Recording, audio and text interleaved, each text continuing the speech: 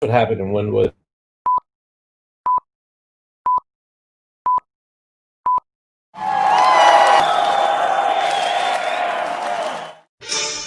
Woo! You are looking at the Government Gov podcast from South Florida. Woo! Woo! Thanksgiving time. I think it's a chicken. I got a chicken though. It's the best I could do. It's the best thing I could get. What is it? Symbol. Oh, you're trying to symbolize Thanksgiving turkey. Thanksgiving time. I got it. Put it together. The best I got. The best. I couldn't find a turkey. I don't know if they make turkey heads. Do they make turkey heads? I don't know. I want to eat one of those. Dre, why do you can't. I was gonna say, why do you have a patch on your eye? I hurt my eye last week. I can see now, but yeah, my friends like to say I look like a pirate, and it's not fun. How did you hurt your eye? I don't know in my sleep. I know, that's what she's telling everybody. Look, if you watch the show, listen, like that's what Dre's trying to say. She missed the show last week because she hurt her eye sleeping. I don't know if anybody's buying that, but she's back. Welcome back. Have LASIK. You should know. Ever since I got LASIK, it's happened a couple times. It's weird. I'm all good. No problems with these. I believe you, Dre. I believe you. I think you were out doing something you don't want to talk about, but it's okay. We're going to move on. At one time Wednesday, sure. Welcome back. Was this wrong? Welcome back. Welcome back. Thanks. Stevie B, you want to tell everybody, want to introduce yourself? Did you hurt yourself? You got anything going you want to share with the audience as we near holiday time? I'm on one piece here. This is Stephen Bryan, the Dean of GovSales University. But my cat is actually at the vet, so no Mia today. She's normally right here. So just getting a little check, a little belly ache, but I thought she'll be all right. Amen, amen. Well, welcome to the GovCast. We are, again, Wednesdays at noon, so appreciate everybody joining us.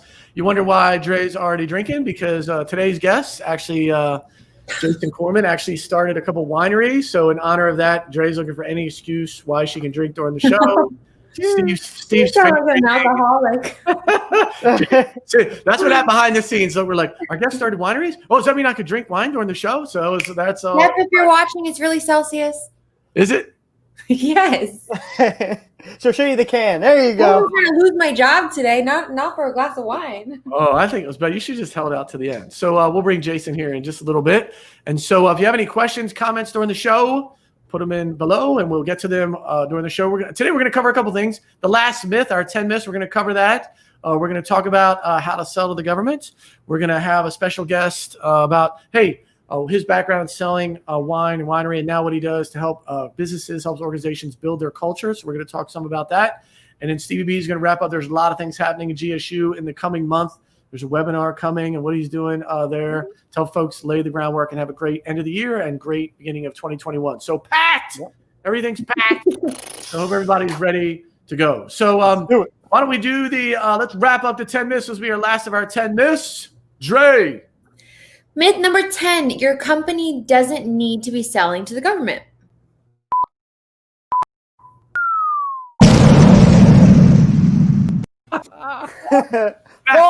False. The production team hit the wrong graphic. What was that? Oh, that's so good. We have so many now. We have so many little graphic things. We don't even know which ones to play. How funny is that, too? Top million LinkedIn Live. That's a quick side note. We're moving to top million LinkedIn Live. So we're going for top 500,000 in 2021. Steve, what's happening? What say you regarding this? What's that? What say you regarding this myth? This myth is false. Okay, so they say you do not need to be selling to the government. Oh God! What? Do you know the government? No. Do you know the government buys everything, Jack? Have you ever heard that? Andrea, have you ever heard the government buys everything? This is the first time. I don't know. No, it's crazy. So we work with vendors, all different industries, and it does not matter. If you are not selling to the government, you are doing yourself a disjustice. Bottom line. Disjustice. I said disservice, a disjustice. I'm going to Google that. Go ahead, keep going. Keep moving. I'm checking out disjustice. Hold on. Because you owe it to yourself to be selling to the government. They spend over $7 trillion a year. And there's over 90% of companies out there in the market that are not selling to the government. And the question is why, right? Why aren't you selling to the government? If they buy what you sell, they pay on time, they're reliable because they always do pay, why wouldn't you want that in a client? It's so funny because we were doing research earlier before this with the wineries. I don't know if we have that graphic up, but people were like, hey, how much wine does the government buy? And it was something over like, $40 million, over $10 million a year. And they have functions and outings. It's not like they're sitting there drinking during their job, but they do host events and gatherings. So it totally makes sense. So no matter what it is you do, the government will purchase it. So our whole goal here, especially at GovSales University, I'll get it towards the end, is just wanted to help out people and educate them on the government sales process because you're missing out on a lot of money for your business. What's the myth again? What's the myth again? That you don't need to be selling to the government. Oh, Lord. Listen, especially going into 2021, it's going to be so important. I know some of you got through this year, signed to the government or started to explore it. But the number one thing going into the next year, the government is always going to pay, right? And that's the number one thing. It's going to be so important. The government's still going to spend a ton of money, and they're going to pay. And so, we said it for a couple weeks in a row. Going into 2021, this virus is obviously not going away early in the year, right? The vaccine won't be out so soon. It looks like we're going to have a new administration. And so just going to be a lot of things going on. And so important to make sure you get paid for the contracts you get signed. And so that's one of the biggest parts. And so our belief, obviously we're somewhat biased, is everybody needs to be selling to the government. If not, you should at least look at it. And you can actually win a government deal in just a couple of weeks. I know that's the thing that blows people's mind. They're like, it takes 6 to 9 months. I won't win a government deal until like June or July. It's not true. Please ping us. We'll actually show you. We'll hook you up with the marketplace. You can actually win a couple government deals literally right now before the end of the year or in Q1. Definitely out there. So please, please, please do not believe that myth. And I just want to add too. Yes. So right before the call, I was talking to this VP of a furniture company, and I had already spoken to one of his counterparts in a different market who said, hey, the government for us isn't a big focus, but we're looking at it for 2021. Talked to my other guy. So we went through it, and I said, why is it not a focus for your guy in Texas? That's crazy. Like the schools are spending so much money. And we started laughing, and I wish I could have quoted him. He's like, trust me, I've been trying to get, I won't say his name, right? I've been trying to get through to XYZ for a little while now. He's like, we spent a lot. He goes, and actually, I'm trying to convince all my friends to sell to the government. He's like, because literally, he goes, all of our other business is not collapsed, right? But it's definitely gone down. So anyways, it's just funny. Like I said, I'm like, can I record you next time? He's like, sure. I think I'm like, get that in writing right. We'll stick that in, put in that next PDF. And I told him, I'm like, you're 100% right. I said, because sometimes people are so afraid of going after that market. I said, but we've brought so many companies over who used to sell to the private sector that are a lot more public sector focused since they're spending a lot of money. So I just want to put them on a billboard. Yeah. We'll get that in the PDF. Get his name, quote him up, and put him anonymous. Sorry, I'm not a weirdo. Right, we'll add anonymous to it. Hey, by the way, Steve, dish justice. Google says injustice is a word. Dish justice. So no big deal. Good.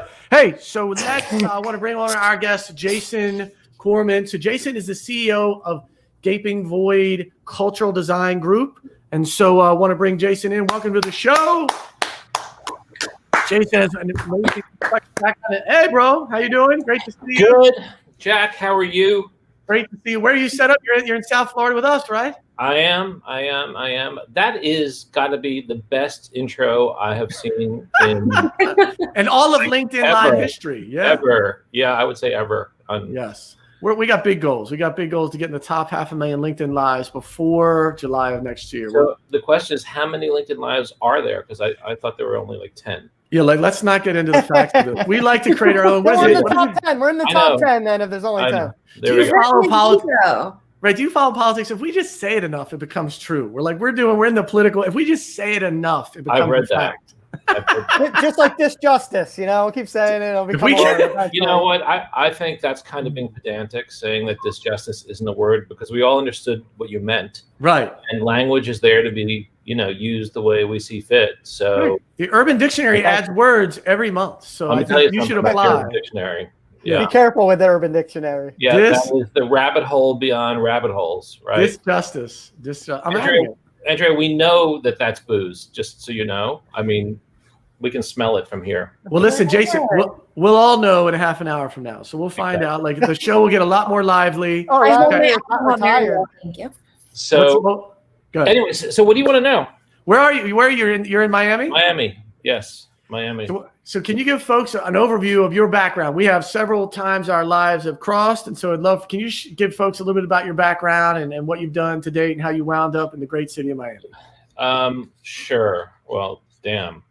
I know you prefer the West Coast. I know there's going to be a West Coast, East Coast thing. Yeah. So I started out in the wine business, and when I was very young, bought the assets of a bankrupt winery in Sonoma, California, and created a brand called La Crema from that. Sold that to Kendall Jackson in the early 90s, and then went on to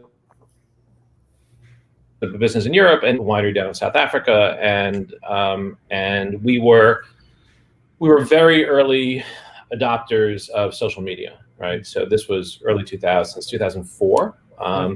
And the great thing, the really fascinating thing about wine, the wine business has changed a lot, but the great thing about wine is that you've got wonderful stories to tell.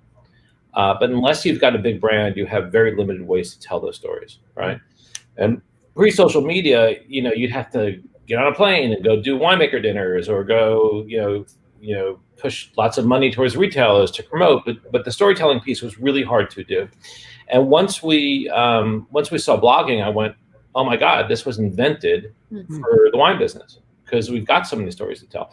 And so we had a little winery down in South Africa called Stormhook. And Stormhook, we made Sauvignon Blanc, we made Pinotage. Our markets were UK, Europe, mostly, a little bit the States, but the States came later. And so we started blogging, and within, a very short period of time, and let me say this, it was kind of like LinkedIn Lives back then. There were not a lot of blogs, right? And most of the bloggers were either academics or tech people, because the tech people were very interested in making blogging a thing. But there was no media, right? Do you bump into Gary Vaynerchuk during all that? I have fan mail from Gary V. Amen. Yeah. So Gary was a little bit behind us, and so we spent a fair amount of time with Gary back in the day. That's cool. And so anyway, to make a long story short, so actually I'm glad you brought up Gary. So you see how he was able to transform conversation around wine in a way, and maybe you like it, maybe you don't, maybe it makes sense, maybe it doesn't, but it doesn't matter, right? Because what he did was recontextualize people's experiences with wine, right? Amen. So we did a lot of the same kind of stuff, limited to a brand and a slice of the market in a certain way. And for me, the interesting thing about wine, so because I got into it at a very young age, I was always kind of uncomfortable being a winery owner and all that. And everybody gets into production, everybody, lots of people get into production because it's a lifestyle thing or whatever. But for me, I was an entrepreneur. At the beginning, especially, had no idea what I was doing. I was just trying to, make a living. So my focus was always, right, how do you interact with the customer in a way that matters to them, right? So if you think about it, and things are much different now, but if back, 20, 25 years ago, if you went to a wine store, my job was really just solving a very simple problem, a very complex problem, which is how do I get them to pick my wine instead of everybody else's, right? So think about walking in, you got 1,000 things to choose from, like how do you speak to people in a different language in a way that matters to them? And the thing about the wine business is it's very sort of inward looking and narcissistic, meaning my name's Jones, I built a winery or I bought a winery, it's the Jones Winery, and let me tell you about the Jones Winery. And in fact, let me tell you how wonderful I am, because I'm the winemaker, I'm the viticulturalist, I am the artisan, right. My wife, she does whatever, and my kids do whatever. I mean, it's the story, right? And what people don't realize is that for the most part, customer doesn't give a shit about any of that. Yeah. None of it, right? Yeah. Oh, and let me tell you about how special the piece of land is that the grapes are growing on. It's and the soil and the wind and the. So special, yeah. And it was harvested by maidens in the middle of the night, right? Okay, so my attitude was, okay, everyone's having that conversation. We need to have a different conversation, right? And the conversation we wanted to have, and we use blogs to do it. We just basically say, look, if you're a blogger, and this was, I'm not, there's no exaggeration, the very first influencer marketing stuff ever done, right? And it still lives online. And there's tons of case studies, tons of books on it. It's there, right? So what we did was basically said, look, if you're a blogger, you're interested in something other than yourself, like a topic, invite a bunch of people over. We'll send you a case of wine, and then all we want you to do is tell the story about what you talked about at the dinner. You can talk about the wine or not. We don't actually give a shit if you do. But then we'll give you some prints and hold the prints up. And there was an original print of a bottle. It just said, "Buy me or the puppy gets it," and just hold them up and let's have fun, right? And so it turned into a real thing. That's cool. In the process of doing that, so here's the link. In the process of doing that, we connected with a guy who was a marketer, frontline marketing guy in the UK for Microsoft. And did a similar thing with them. It's a long story, but but what it turned into is something called the Microsoft Blue Monster, right? So this fellow Hugh, who came to work with us, cartoonist, he and came up with the whole concept of Gaping Void, the original blog. He drew this little cartoon that said Microsoft changed the world to go home, and if you go Google Microsoft Blue Monster, you'll see it turned into a huge meme within Microsoft, outside of Microsoft, articles about how a little winery in South Africa was changing the culture of Microsoft, right? Wow. Totally random, totally crazy, right? So that was 2005, 6, 7, 8. And when I looked at that, I thought, this is really fascinating, right? How did this actually happen, right? Yeah. Because it was not deliberate. It was a random thing, and it had a profound impact on what was then one of the biggest companies in the world. Yeah. And so what I thought was, okay, if we can actually deconstruct this and figure out how we can make this repeatable, so that we can go anywhere and do it, then that could be really interesting. And that's what we do now, right? What we do is we essentially go into organizations, right? Everyone from the government to big healthcare, universities, whatever, right? And we design, we design their cultures, and then we execute and create environments where people show up every day feeling a bit better about what they do, being more connected to the mission, being more focused on things like innovation or whatever it might be. There's lots of things that we work on, and then create sustainable systems so that they can scale and just help leaders lead and help people enjoy their work better. So there you go. Sorry, that was long-winded. I apologize. That's okay. Listen, I think it's amazing. Yeah, I think it's amazing. I think I definitely want to dive into the culture thing, because I think that's one of the things that it's made us corporately really, really successful. But to go back, I think folks, as much as I want them to be interested in government, I think they're a lot more interested in, hey, I went to college. How do I start a winery? So can you just tell a little story about how's a young man go to GW on the East Coast and wind up in a winery in Sonoma? Like, how does that? What's the quick story on that? Because I'm sure that's what people really care about. I'm going to tie back to the government in a minute with a chart. But how does a young man on the East Coast in DC wind up in Sonoma with a winery? It's just a super random thing. When I was a kid at home, I made wine when I was 13, 14, 15. It's like a science experiment. It's a great thing for kids to do at home. I'll just say that. Maybe. Right? No, it's just a great thing. It teaches you about science. It teaches you about microbiology. It teaches you about chemistry. It teaches you about natural phenomenon. I mean, teach you from having to be fishing at 7-Eleven. Were you your own taste tester? You know what? I didn't care about the taste. I didn't care about the wine. It was the act of doing it. The process was fascinating, right? Cool. Like, does your average 14-year-old know that every piece of fruit is covered with yeast, and you can ferment it and make alcohol? Like, you can do it, right? Yep. And then, we got people's attention now. We got people's attention now. Keep going. I experimented with then making a still at home, but that's a whole other discussion, which we won't get into. But the point is that I was interested in wine, and then I became interested in like real wine, drinkable wine. And then I had a little business where I bought and sold what was then like collector type wines. And then the way it worked was a guy who worked with us, who's a friend of mine in San Francisco, said, "Hey, there was this winery that just went bankrupt." He said, "It's for you." And I was 24, right? So he said, "You should go do this," right? And so I became friendly with a guy who was handling the workout of the bankruptcy at Bank of America, and we spent a bunch of time together, whatever. And at one point he said, like, "I can't do anything with this." Like, California wine was not a thing then. The market was in decline. I mean, the trajectory of Californian wine over the years has really been up and down, and it's only the last 20 years it's really been straight up. But anyway, so at that time, the guy said to me, I need to sell these assets. I said to him, I got 10 grand. He said, okay, I'll take it. And I was in business, and I owned a winery.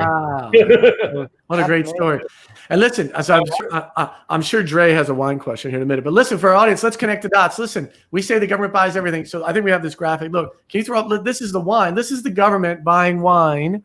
So I don't know if you can see the scale on the left side. The middle scale where it kind of lands is 16 million. The government buys, and that's a month, by the way.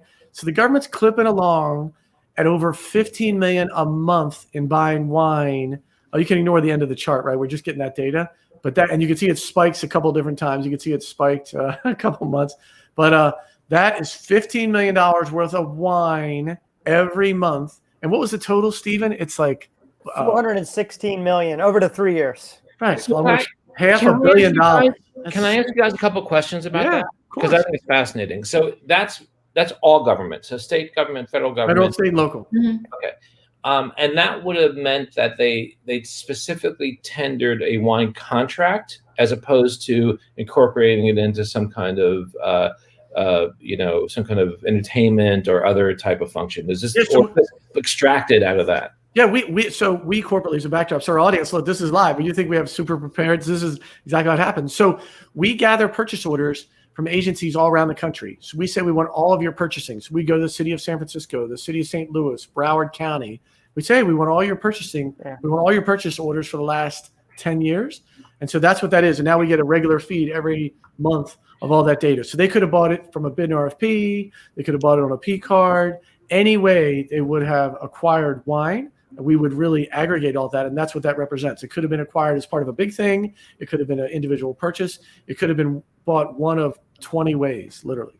Well, and they literally could have walked into like a Total Wine or a Walmart and just swiped their credit card because they're having a bad day or having a good day. A government credit card if they would have taken a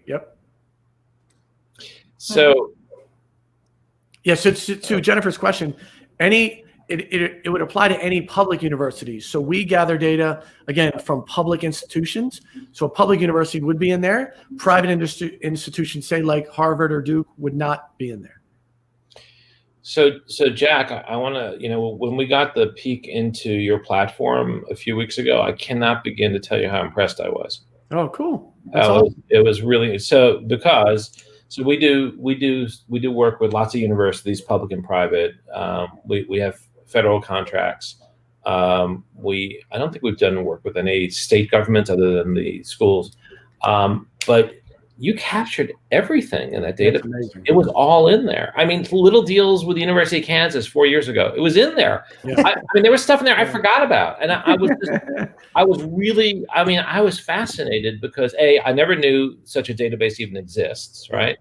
But B, I was really amazed at how powerful and useful it is as a small business, because that that information is real power, right? Yeah. It gives you the ability to compete with the big guys, right? Yeah. So we recently partnered with Deloitte on pitching some Air Force work, right? Mm-hmm. And the guy whose name I don't remember, who was doing the intro for me, I said, hey, can you just pull up Deloitte? And I can't remember the number, $3 billion or $4 billion. Yeah, I'm sure it was high. Enormous, right? Yeah. But the point is, like you're able to see every contract for every type of change project. It's really amazing, really fascinating. It's great. Jason's gonna be our first guest. We're actually gonna send him $100 after the show for this free commercial. So appreciate you. See, all I want to talk about is wine, and all he wants to talk about is what we do. So I love that. So so that was not a setup. That was for our audience. We do not set that up. That was literally just so you know, I'm bored by wine, right? Especially California wine. Do not drink California wine. It is second rate compared to the wine from not only anything in Europe. France, Italy, Spain, so much better value. Honestly.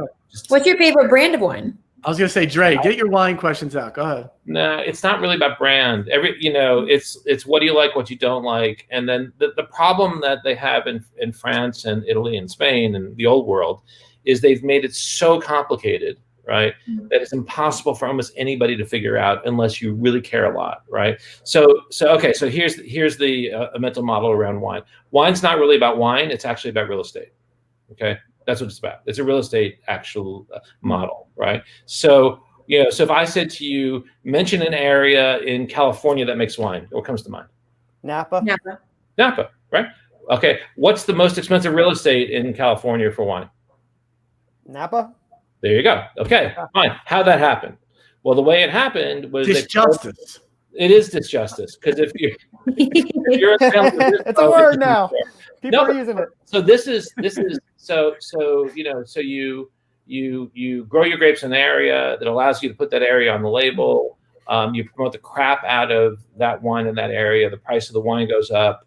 What's in the wine is grapes. Where do the grapes come from? The land, right? Oh, crap. I mean, if my bottle sells for $100, that means my land is worth a ton of money, right?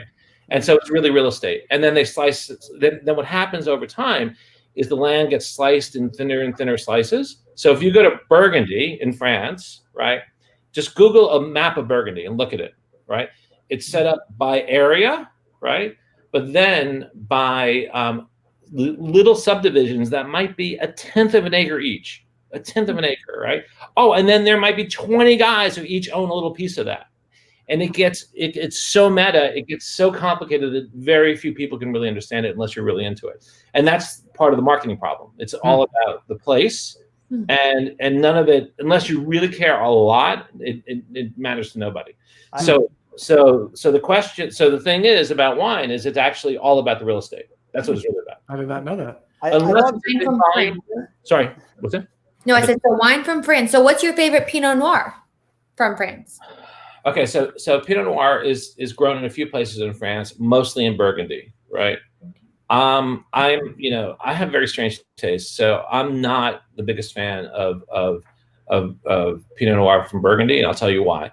Because all the good stuff is hundreds of dollars a bottle, and I don't buy into that model, right? So let's talk about Chardonnay, right? Which also comes from Burgundy, right? Where the lowest grade of Chardonnay from Burgundy is what they call Bourgogne Blanc, right? Which is just white Burgundy. Right. And there's a ton of amazing ones. And there's some that are like $20 a bottle, right? There's one by a guy named Olivier Leflevre. Fantastic. So much better than anything you get in California. That's twice the price. Okay, there you go. So how's that? This is so, I don't want to be boring. No, listen. We're talking about wine. We got to move on. I'm going to let Dre and Steven get all their wine questions out before we really talk about what you do. So you guys go ahead, Dre. Keep doing your thing. Well, let's move on. We've been talking about wine for years. I'll hit you up after my questions. Yeah, I do want to get into the culture aspect, but I loved your market. I just want to say, right, Jason, I saw one of your ads and it said the best wine for the money. And I think, that's what everybody wants. You go to the show, it's like, what's the best bang for the buck? The best wine for your money. And I thought you just nailed the messaging. It was very clear and succinct. And if I saw that, I'd be like, oh, that sounds like a good one I would try. Yeah. So I think the key with wine, and it's gone kind of the other way, but back then the key is always making it less pretentious, making it more accessible. But now everyone's gotten that joke. So if you walk into a liquor store, it's like, it's kind of like a carnival in many ways. But anyway, so I think what we did way back when, or so even in La Crema days, what we did was we took a very sophisticated product, we made it really simple to understand. There was only a red and a white, which is Chardonnay Pinot Noir, really simple. There was a regular one and a reserve one. You don't have to remember vineyard designations. You don't have to remember anything, right? It's just simple. I know that one. It's easy to pronounce. It sounds fancy enough. It sounds like it's foreign. Whatever. Right? Right? I love it. Yeah, I was actually it just kind of flipping. I was talking to my uncle. He lives in Miami, South Beach, and he was asking me because an extrovert. I love being in the office. So he's like, "Hey, how's it going? You're working from home?" And I said, "Yeah." And he's like, "How are you dealing with that, Steven?" Like, he's like, "I just can't picture you just being in your room. Like, I like to talk to people and mingle around." So when I was it's easy. There's a virus. There's no choice right now. That's it. Right? Yeah, it's like I'm kind of locked down. But getting into the culture, right? Because I know that's one of the big parts about Gaping Void is trying to figure out how you build that brand like a company's culture is like their brand, right? Like the people are the company. That's how I relate it. Yeah. So when you're figuring out culture, how do you do that when people are remote, right? I know we do Zoom kind. Like, is that how you fix it, or like, is there any like tips you can give people? Yeah. So you got to kind of always kind of root cause the stuff. Go back to the beginning, right? So so here's the thing about culture, right? Culture, it feels very abstract to people, but fundamentally what it is a collection of beliefs and mindsets and mental models and principles that and a few other things that, when taken together, inform people's behaviors that give you your organizational outcomes. That's it, right? You design for that, right? You design the beliefs and mindsets. It's not about core values, which we can talk about separately, but everybody thinks about core values. Core values are mostly bullshit, and which is why they usually. Jack, is it okay if I curse occasionally? Go ahead. We're LinkedIn Live. That's how we're getting to the next level. Okay. All right. Well, Gary V. You know what's funny? Gary V starts swearing. Oh, then Tony Robbins, and now it's the thing to do. So that's okay. Well, I always cursed. I cursed before fucking Gary V. There it is. I was gonna say he probably started that. Yeah. What's that? No, I was just giving you a little credit. Oh, that's good. Thank you. Yeah, But so here's the thing.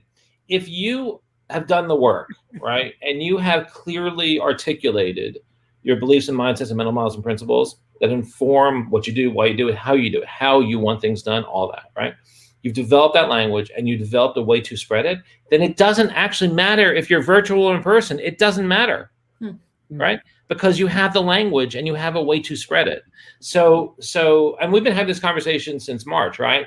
Because people go, oh, how do we do this remote? It doesn't matter, right? Because fundamentally, the culture is really about belief systems.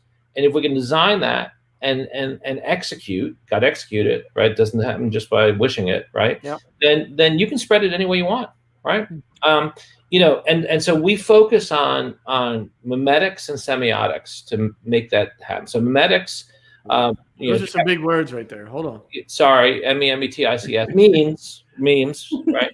So, but memes are based upon a theory created by a guy named Richard Dawkins, late 70s, early 80s, where he basically said, look, people are hardwired to spread our genetics, right? We all know how that happens, right? Mm-hmm. Starts with this, I think. Don't tell the kids, but we're all hardwired to want to spread our genetics, and we're also hardwired to share our intelligence, our ideas, right? So meme culture is actually an observable way of seeing how that happens, right?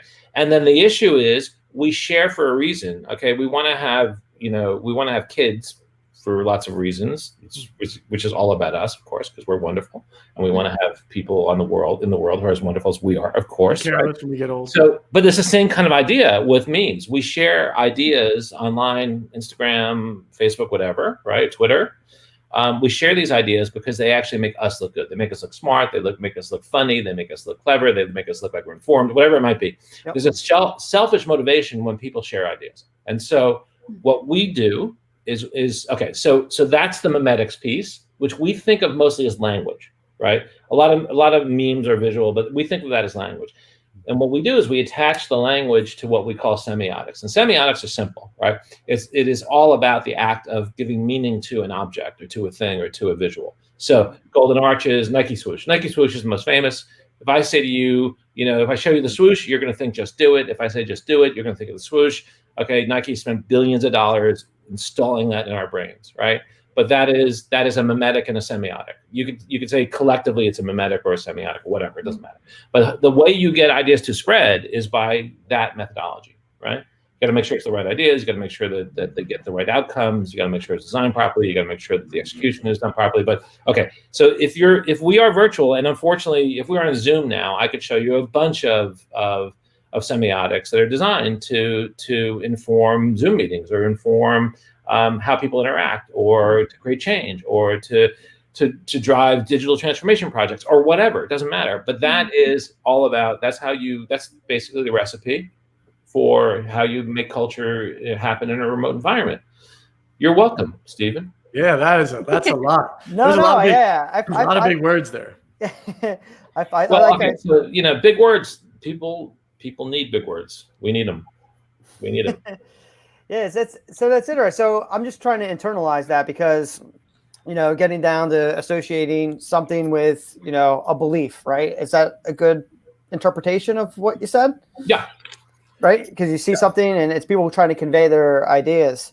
And I know the one thing that's really helping our company during these times is we have this thing called Click. There's also a thing called, Slack, but it's really back to the AOL Instant Messenger days where we can just communicate. And some of the best things that bring the most positive energy for me are when I do see those GIFs or those memes people share there. And just thinking about like us internally as our culture, it just shows that lightheartedness and fun, because work's work at the end of the day. Like you said, you have to execute it, but you want to have a culture that breeds creativity. And that ties back into one of the things that I read about you is empowering people brings out the best results. So I don't know if you can elaborate on that, but is there any guidance that you could have, I guess, people more in like the middle level or upper management on how to empower people, but not have things go off the rails, because you want them to take ownership and do their great work. But how would you organize like structuring that and delivery so the job also gets done, but they have control of what they do? Yeah, so the answer is complex, right? So the issue is you've got to understand a few things around, and we have a model we developed with a guy named BJ Fogg, who runs the behavior design lab at Stanford University, and so we have really essentially reduced culture change into three components, and they address this question. First is motivation. You have to provide people with the motivation to understand why they're there, why they matter, right? Why what they do is important, and it doesn't have to be that you're changing the world, but it has to be meaningful to the audience that you're addressing. Right. So it just so happens I'm gonna veer slightly off course for a minute, because I think there's an interesting insight here. So if I were to say to you, name a current business person who you think is doing a great job with inspiring people to some future reality that's different. I'm pointing to him.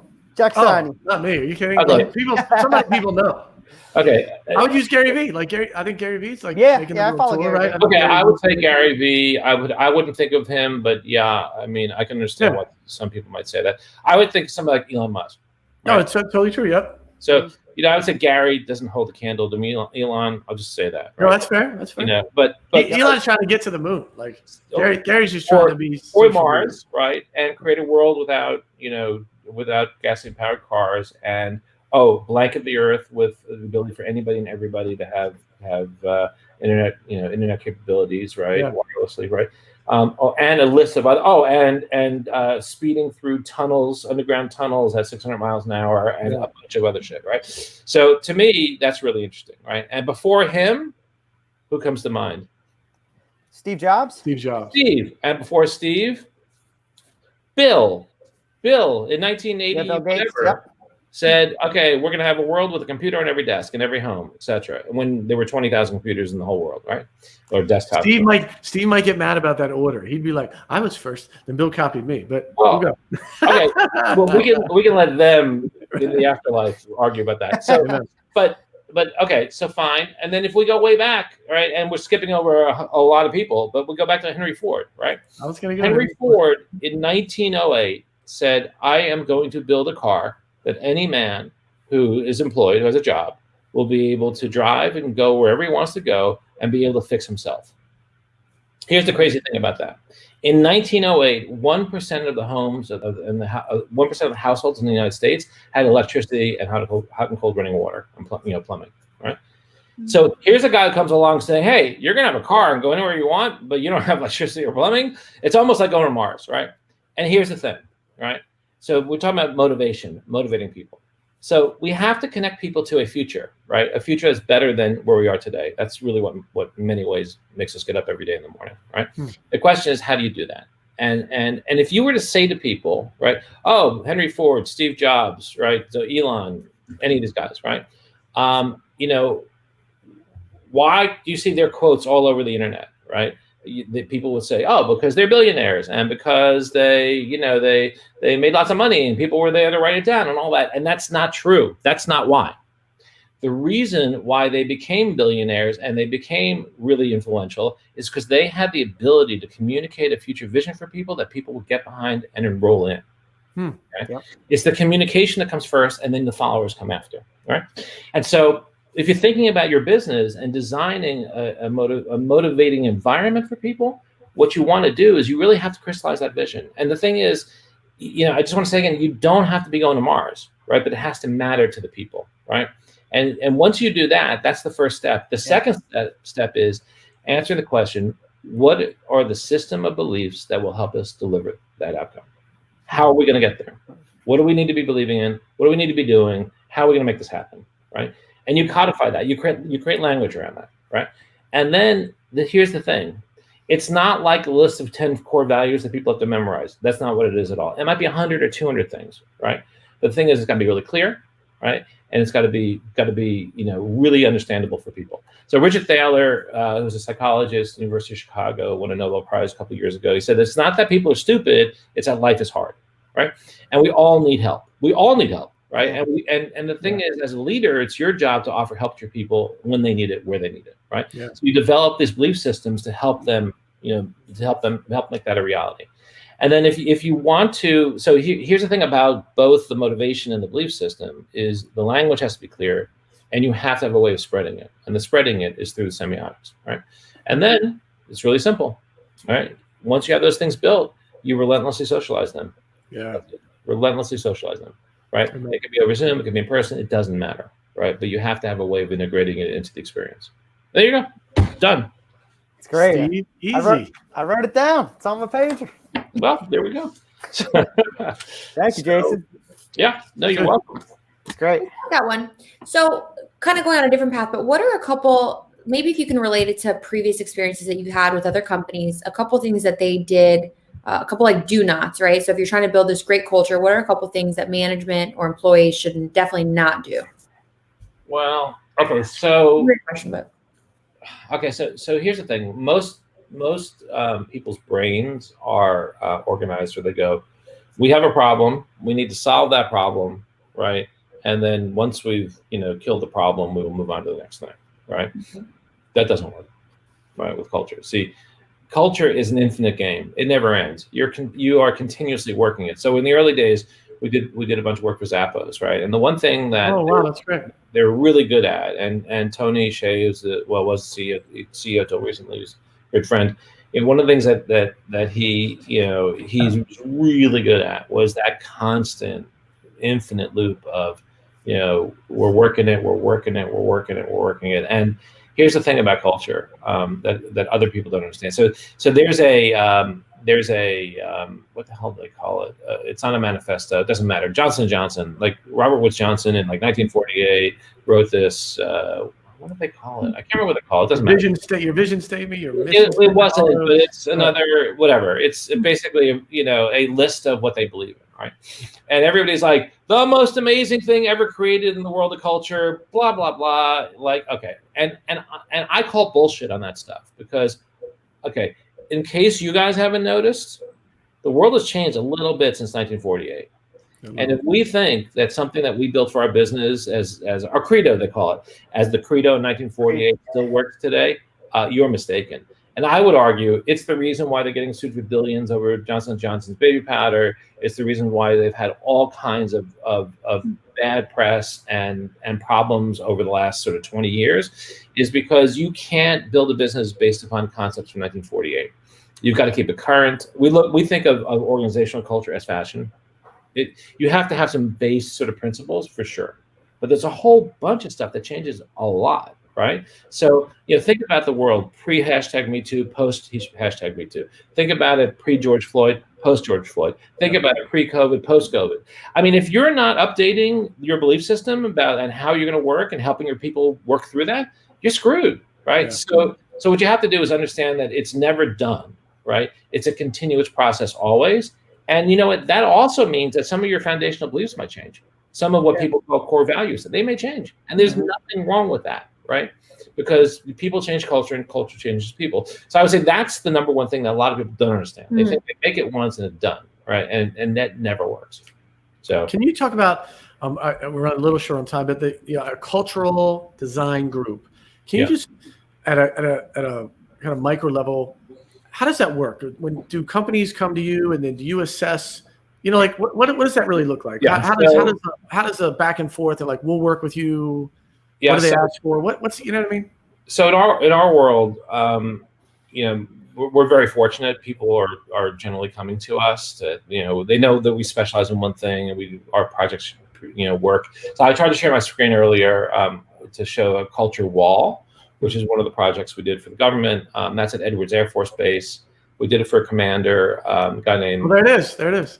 Dragon Tykert, who was a general. He's a general. He's now stationed in Iraq, actually. But he was a commander at Edwards and was really invested in the power of innovation to transform organizations. We think of innovation mostly as good ideas, new ideas. But his view was, and we were developed this sort of approach together, which is that in environments where people feel they can be innovative, there's all sorts of other great things that happen, with innovation being just one of those things, right? And so, and one of the great challenges in government is rules, regulations, lack of agility, lack of freedom to actually express your feelings. I mean, there's a whole shit stuff in government.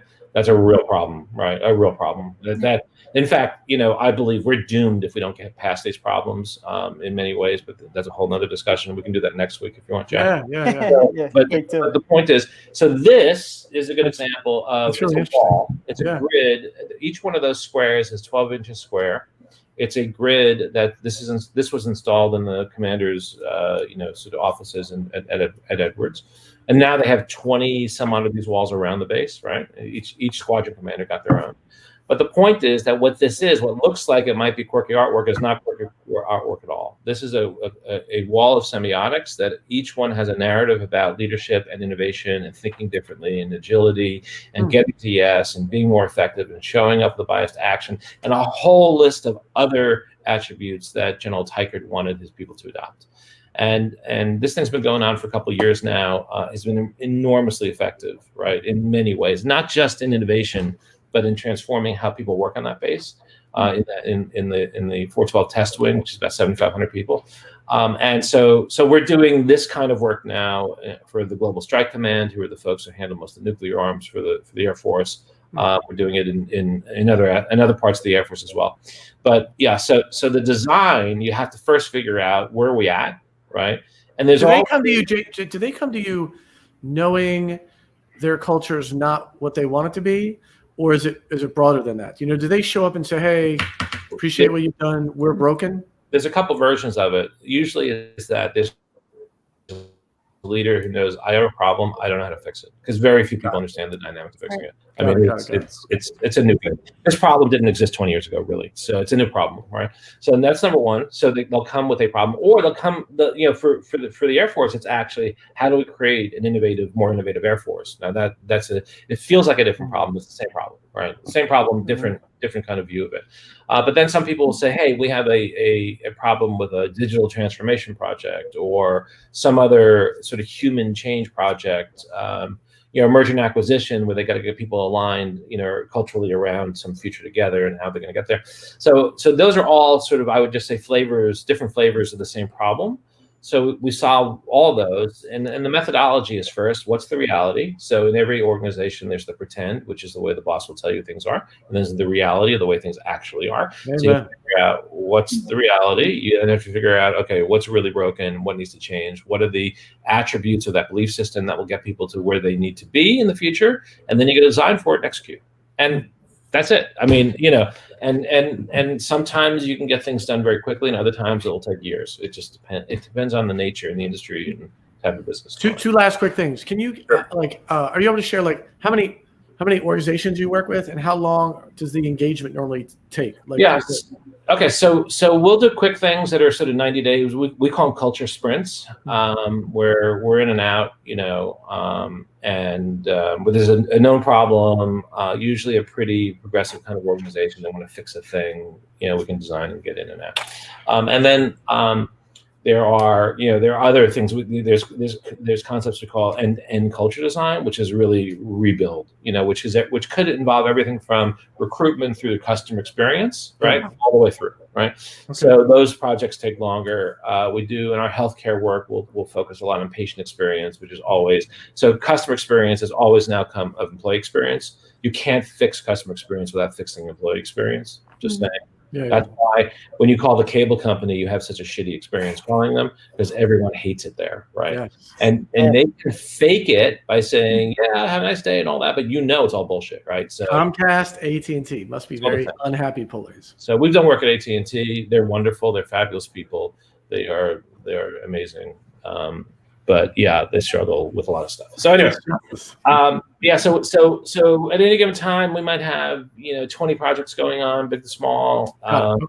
We're a boutique firm. We're very specialized. We partner with some big firms, but we are, and we do a bit of work for entrepreneurs because our soul is entrepreneurial. Amen. Yeah. And we know it's a struggle, right? And so we'll always, if we've got the bandwidth, we'll frequently do those types of things because the thing is that every entrepreneur they fundamentally want the same thing, right? They want to lead, they want to help their people, they want to create value in the world, And so if we can create some tools to help them do that, it's never the end-to-end thing. It's always like, okay, here's a wall, right? Let's create that narrative that you want to have that'll connect your internal with your external, that you can have with your employees and your customers, right? Like so you have a one way of presenting yourself to the world, and those things are really powerful, right? Like I use them, lots of friends use them. We do a ton of work for friends who are have interesting businesses. So there we go. That's awesome. Just about. So how can folks reach you? How can they reach you? What's the best way?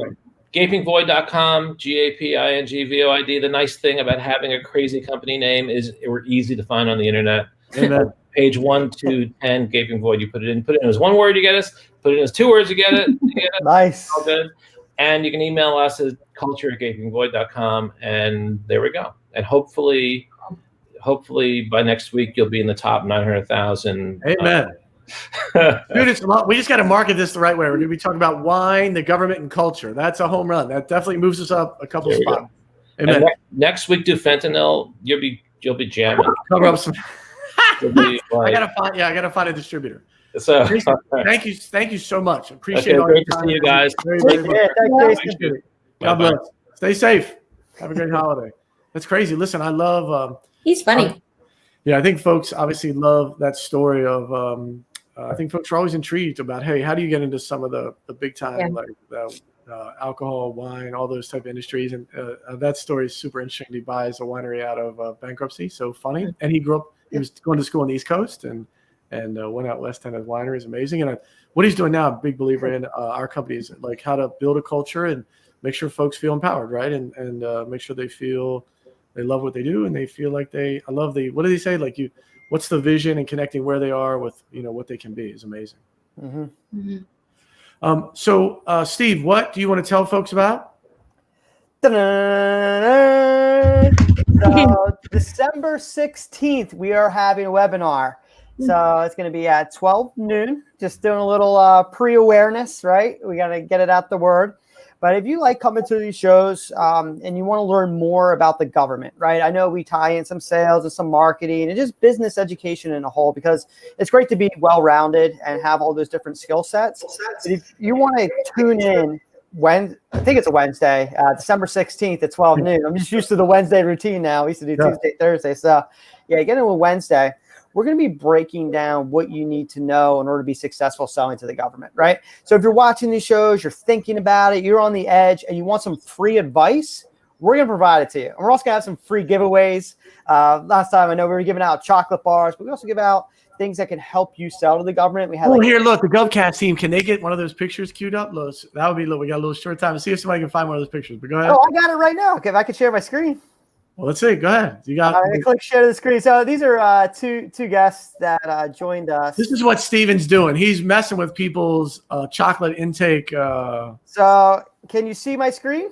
It's coming. There you go. There it is. Oh, cool. Cool. So these were 2 giveaways. We'll give out something fun. This was during Halloween, so we thought adults can have fun as well. So 5-pound chocolate bars. Look at these things; they're huge. But yeah, those are 2 of the winners. That's great. So I'll stop sharing my screen. No, we're good. We're good. Make a lot of s'mores with those. Yeah. Yeah. The one lady's like, all my nieces and nephews are gonna love it. But we really want to get down to the business. So we try to make this light because, again, government and procurement, it can be a dry topic. So we want to keep it interesting and entertaining. But during the webinar, we get down to the facts. You leave with tangible things that you can actually take from there and apply to your real life, whether you own a business, you work for a business, or you're thinking about starting a business. We will set you up for success because in 2021, you're going to have to figure out, okay, how do we navigate these new waters? Jason just said it. He's like, what happens pre-COVID and after COVID, right? Times are changing, and you have to find reliable clients that will pay you money. And the government is too big to fail. I'm telling you that right now. They're going to keep going on, and they spend $7 trillion a year. No matter what it is that you provide, products or services, we can help you out. So hopefully everybody can join us then. I know it's a little bit early notice, but I just want to make sure you put it on your calendar for December 16th. Yeah. And we'll be there. Hopefully Dre will be there, our DJ next time, mixing up the 1s and 2s. I'll be there. Awesome. All right. All right. Yeah, listen, I think when we do this and then we have a couple webinars, folks are always like, what is it at a granular level? And so our next webinar really is going to be about, at a very granular level, how do I actually go win a government contract? So that's what we're trying to do. It's like, what are the basics of government sales? Like at a very micro level, what do? I have all the information. Everyone talks about it at 100,000 foot level. How do I actually go action it? So that's what we've been asked so many times. Like we get done the webinar, we get done the GovCast, like, oh, I love that. I love that. I see the government buys wine. They're buying 15. How do I plug into that? Like that was one of the conversations we were actually having with Jason before the show. He's like, what? Are you crazy? That's a freaking ton of money. How does that happen? And you heard him say during the show. So that's really the goal of the next webinar is to say, hey, at a very micro level, how do I sell to the government? Remember? Cool. Dre, any last words for the audience? No, I think that was good. That was fun. Yes, that was one of our funner shows. So we will More fun. Funner and Disjustice. On that note, we're out. This was Funner. Don't have Disjustice. See you next Wednesday at noon.